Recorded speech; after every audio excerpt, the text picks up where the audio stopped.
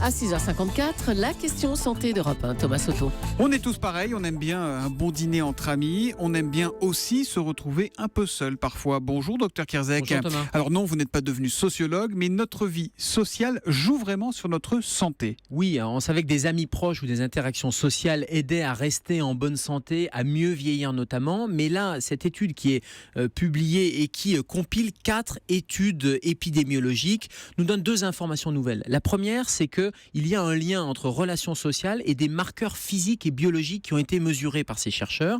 Et la deuxième information nouvelle, c'est que c'est valable à tous les âges de la vie. On savait que c'était vrai en 2e, voire 3e partie de vie pour prévenir certaines démences notamment. Eh bien, on sait que dès le début de la vie, c'est important d'avoir des relations sociales. Alors quand on a des relations sociales, il y a l'évidence. Évidemment, on parle, on fait travailler son cerveau, on réfléchit, on débat et tout ça.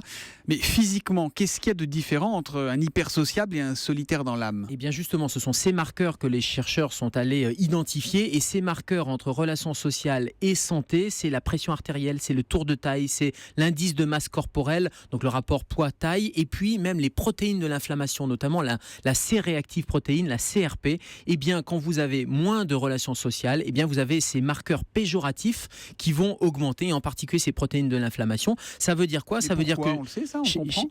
Alors, on ne comprend pas les mécanismes physiopathologiques. On constate. En tout cas, on constate, et donc ça va permettre d'explorer un certain nombre de pistes. Chez les adolescents en particulier, moins il y a de relations sociales, plus il y a d'obésité. Et chez les adultes, c'est une augmentation du diabète ou de l'hypertension artérielle. Et donc, on comprend mieux pourquoi il y a un lien entre relations sociales et espérance de vie. Mais est-ce que vous ne nous parlez pas là de certains symptômes de la dépression, docteur ?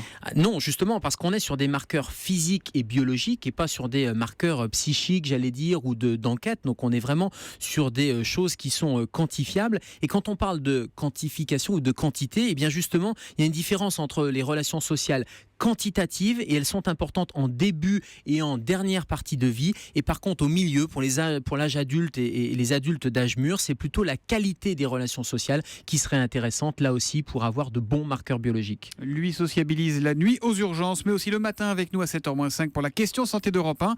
C'est le docteur Kierzek, Gérald, que l'on retrouve demain. À demain, Gérald. À demain, Thomas.